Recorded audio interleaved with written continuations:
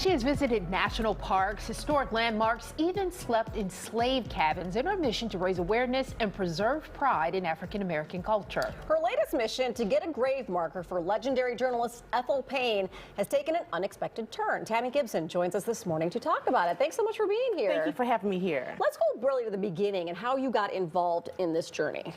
Well, it was my trip to Africa for the first time, and going to Egypt and getting out the plane and seeing the African sun and my foot stepping on the soil.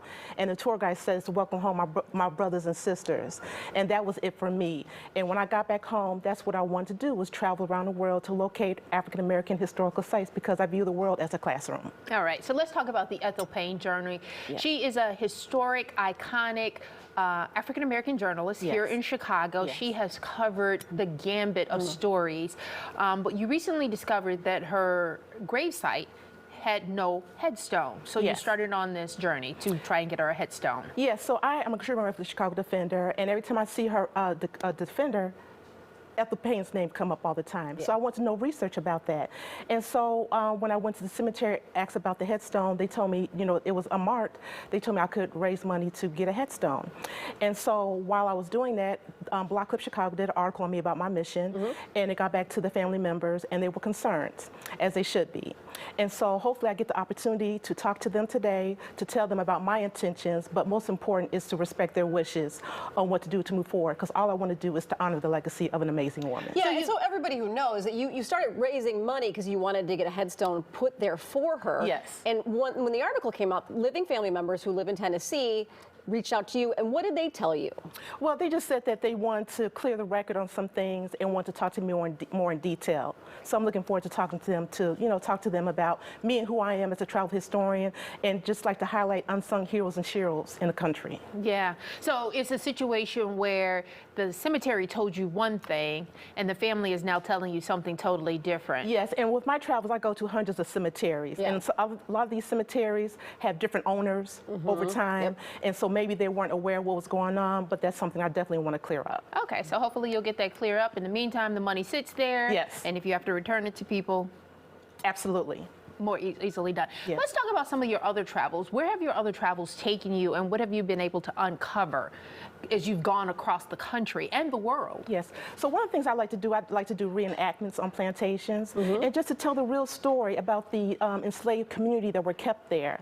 And I'm in my period piece, and people want to know about this history, and sleeping in the slave quarters, just laying on a wooden floor, dirt floor, and thinking, how do they live in a lifetime of bondage? And it's completely dark, and every time I sleep in the slave quarters, I just start to cry. And it's because of them. It's my responsibility as a historian to tell their stories. What has surprised you about this journey? Any one moment that really touched you more than others that stands out? I think I was sleeping in a slave quarter, and there was a party reception going on like a mile away from the slave quarters. And it just hit me thinking about a party going on in a big house, and here are these people enslaved, either trying to get some sleep to toil in the fields the next day, or them trying to find out how to escape. And here they are enslaved, and there was a party going on in a big house. Yeah, that has got to be tough. Yes. And the amazing thing about this is that it's here. It sits there. It's not been covered up. You can go sleep in those slave quarters. You can visit these plantations. You can visit these sites. It's just that so many people don't. Yeah, because a lot of people don't want to have that uncomfortable conversation. Right. But it has to be told. This country has a stain, and that's the blood stains of the ancestors. And you cannot just talk about one part of history without talking about the other. It is an uncomfortable conversation, but it has to be told. Okay. Let's talk about some of the more positive things you've been able to uncover when you've gone across the country. Yes, like I said, I love going to Egypt. I like going to Africa. Every year I always make a trip to go to Africa, because people like to know, they have the perception that it's all poverty, but there's some beautiful areas in Africa. And also I like to teach the students. Like some of the students I teach, there's a lot of honorary markers throughout the city of Chicago. I say, if you're walking and you see a marker, a brown marker, write their name down and learn about their history. So there's so many unsung people in Chicago, and I always say that Black history is more than Harriet Tubman, Rosa Parks, and Martin Luther King. There's so many unsung heroes, just like Ethel Payne, and then our giant that we lost, Timeo Black. Yeah, just most recently. And I imagine too that you've met some amazing people who kind of have the same journey and mission that you do along the way. Absolutely, and they love what I do, and they just want their stories to be told as well.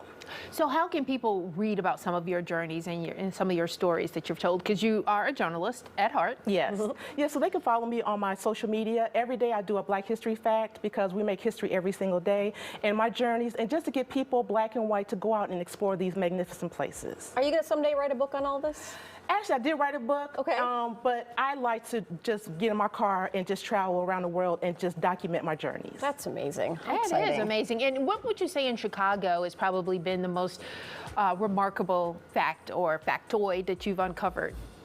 I would say the Underground Railroad. There are a few Underground Railroads in the Chicagoland area, and that's something people definitely need to know about, the importance of the Underground Railroad, and they're all over the place for people to come and explore. That is amazing. And how long has this journey been going on for you? Over 10 years. Wow. Yes. That is amazing. Well, Yes. Tammy, Thank you so much for coming in. We have Thank you. Tammy's information that we can put up on her screen. You can learn about her travels. Maybe we don't have it. You can give it to us real quick. What's your it's at Instagram? the bottom. Okay. It's the bottom. Okay, There you go. Sankofa Traveler, travelher.com. Yes. .com. Yes. Thank you so much Thank for you, being Tammy. here. Thank you.